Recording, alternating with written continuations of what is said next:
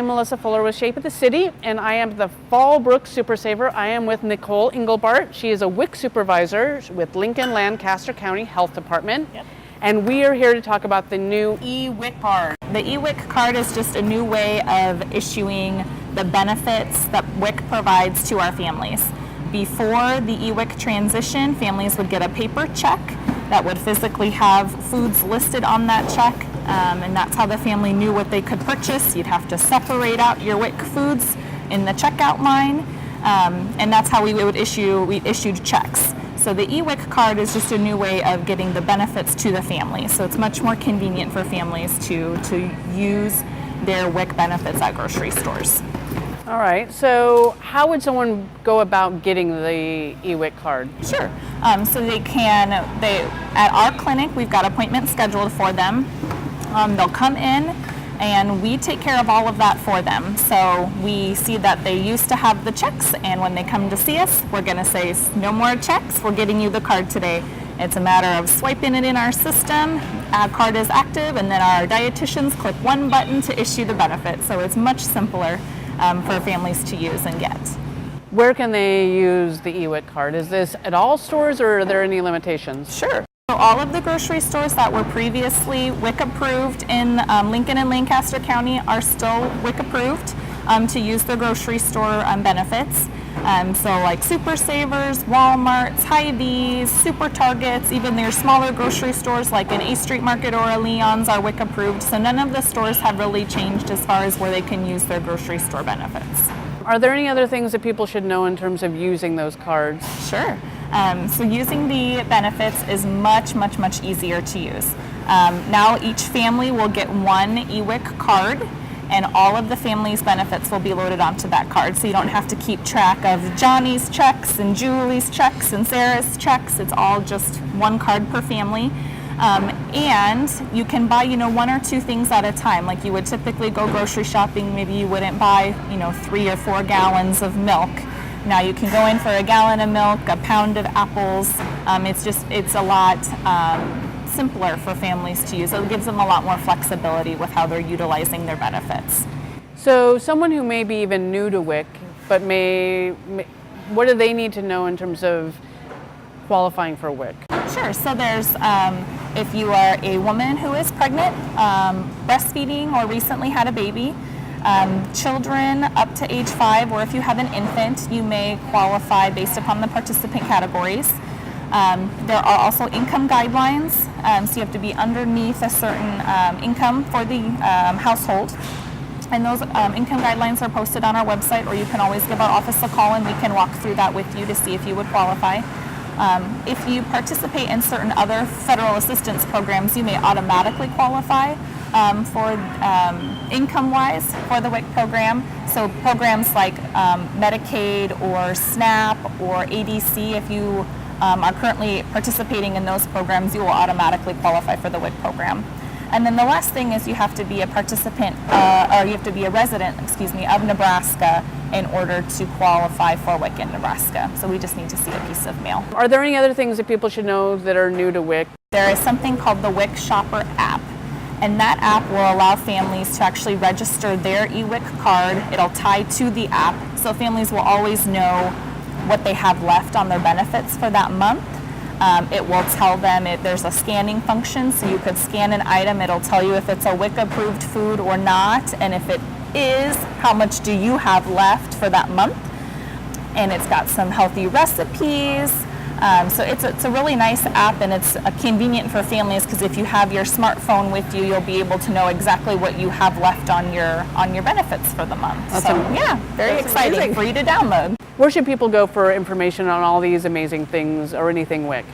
So you can head to our website, lincoln.ne.gov, keyword WIC. That'll take you to our website.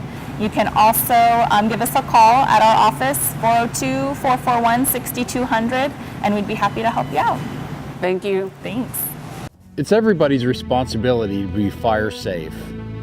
Improper cigarette disposal is one of the leading causes of fires in homes. As someone who's been a victim of a cigarette-related fire, I ask you to put out your cigarette safely. One flick can ruin many lives. Please, put out your cigarette safely. Learn how to stop the fire before it starts. Visit tobaccofreelancastercounty.org for information about safe cigarette disposal. Hi, I'm Melissa Fuller with Shape of the City. I am here with Dr. Dave Myers with Bryan Health. We are here to talk about HopeLink. Can you tell us a little bit about HopeLink and what it is, how it got started, and a little bit about it?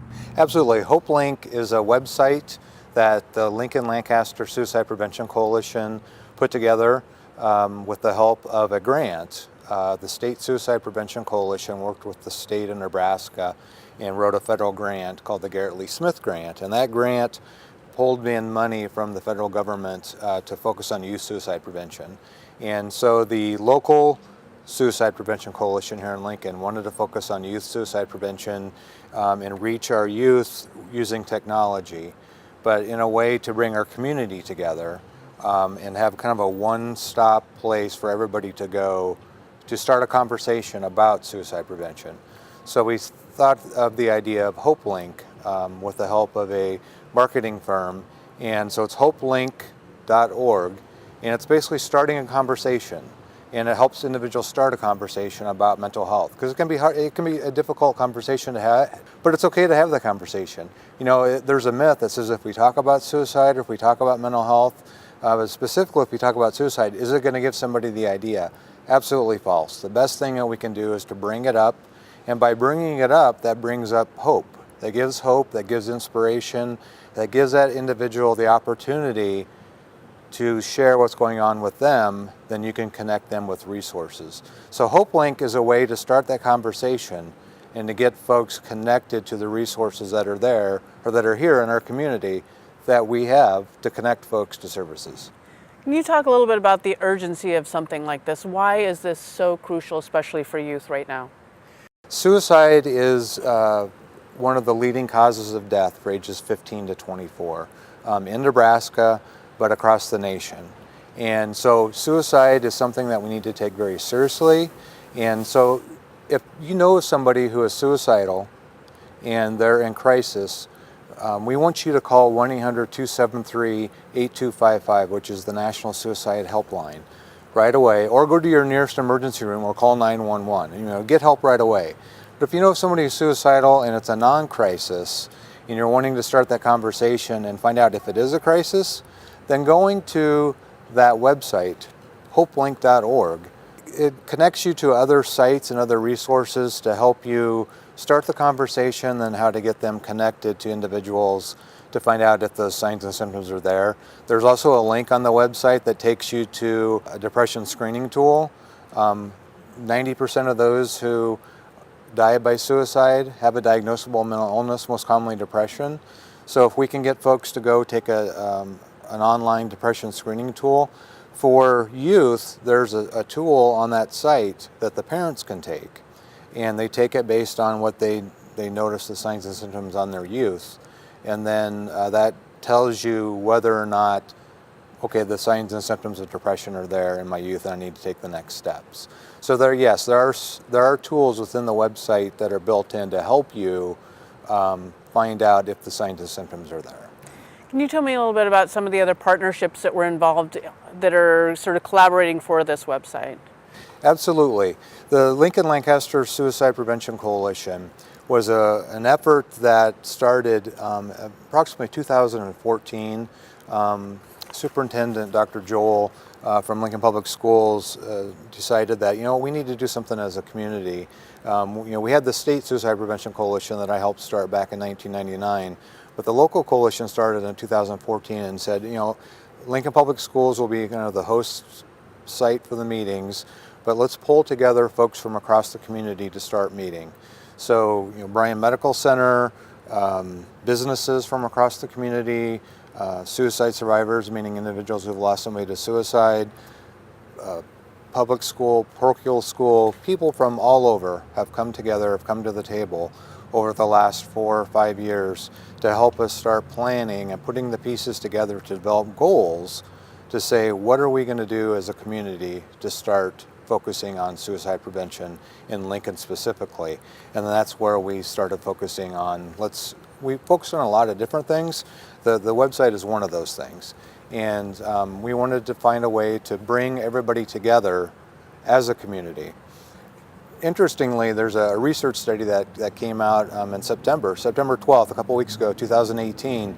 The Action Alliance for Suicide Prevention, the American Foundation for Suicide Prevention, collaborated with Harris Poll, and they did a public opinion survey, and what that survey showed is that 94% of Americans felt that suicide is preventable, and that if they had somebody close to them that was suicidal, they would take action to help prevent them taking their own life.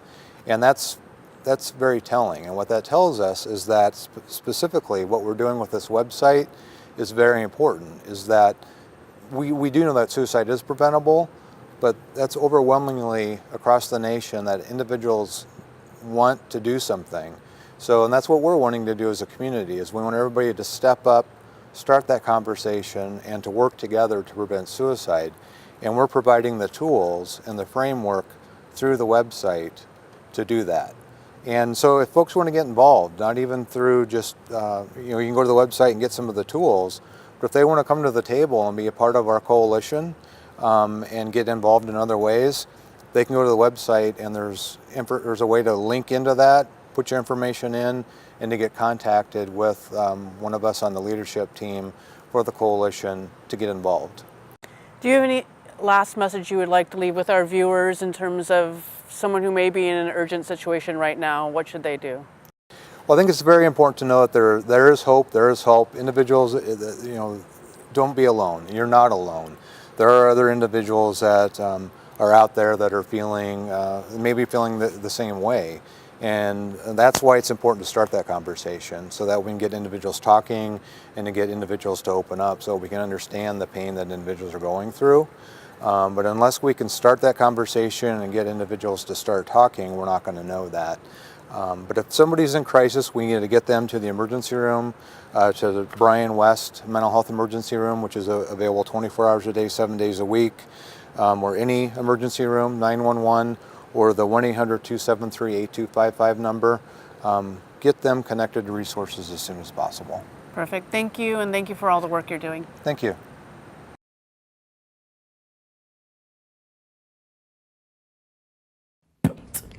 Kids, get off your phone. You need to pay attention to the road. Or else, there might be tar, or wet cement, or a car. Please, get off your phone, or you might end up with a broken bone. Your phone may seem like it's all that, but staying alive is where it's at.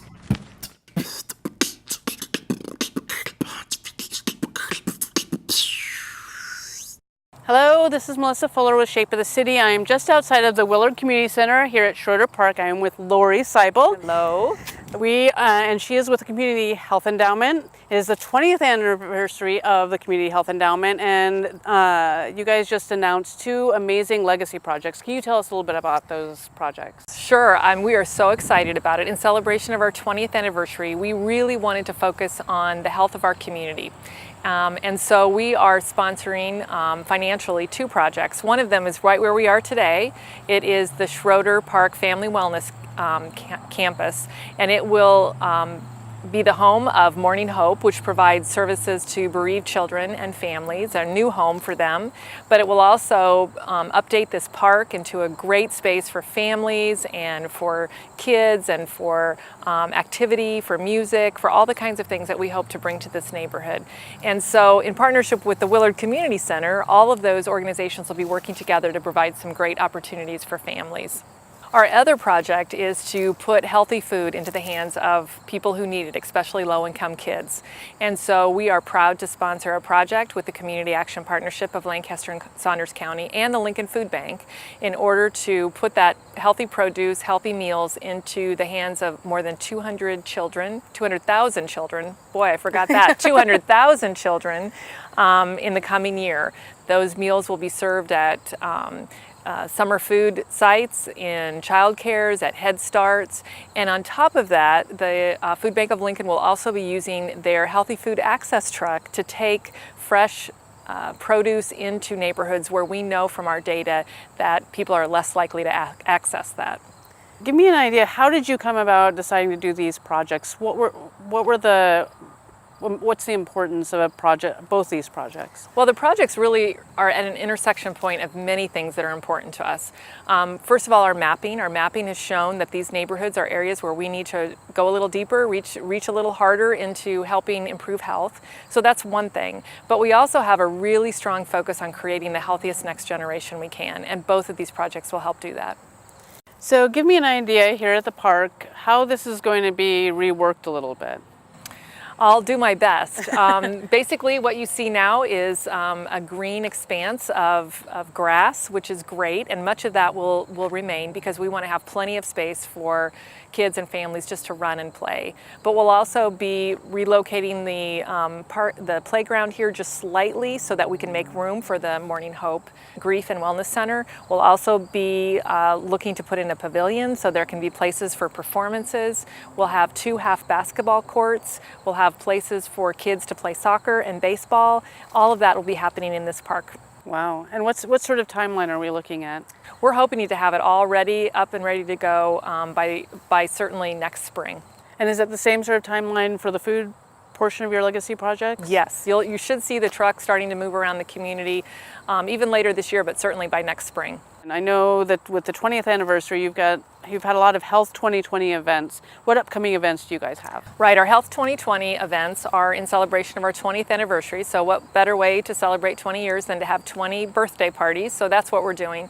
We finished 7 of those, and we're looking forward to our next quarter where we'll be having a number of those again. One of them is going to be on November 8th. We'll be having Refresh and Recharge. That will be an opportunity for individuals to get ready for the holiday season by participating in gentle yoga, in Tai Chi, in a form of relaxation that I'm not familiar with, which is called Qigong. We'll be having a master instructor who will be coming here and providing that information to people who really just want to find a way to relax in time for the holidays. We're also going to be having what's called a poverty experience, and this is a way for people to really be able to understand what a person in poverty might be experiencing. And so they'll be part of an effort where they can go into the life and live a few moments in the life of a person in poverty and experience what that is. That'll be on November 14th. And so what we're doing is we're encouraging people to understand what maybe that experience is like and how they can use that experience to maybe better understand what people in poverty experience, if they serve on a board, if you're helping volunteer. Really put yourself in their shoes and see what it feels like. Seems like empathy is what everybody needs a little bit of. You bet. All right, what advice, again, I think you've said in the past, but what advice you have for people who may be viewing this on how can they make a difference? You know, what we would ask everybody to do is to use this next year to really focus on becoming a healthier resident of our community. Everybody can do that. Think about what you eat, think about your activity, think about how you can contribute to the community, think about how you can invest in someone's life that's not your own. That's really gets to the heart of making us a healthier community. So I would just encourage everybody to think hard about how they can be part of making Lincoln healthier.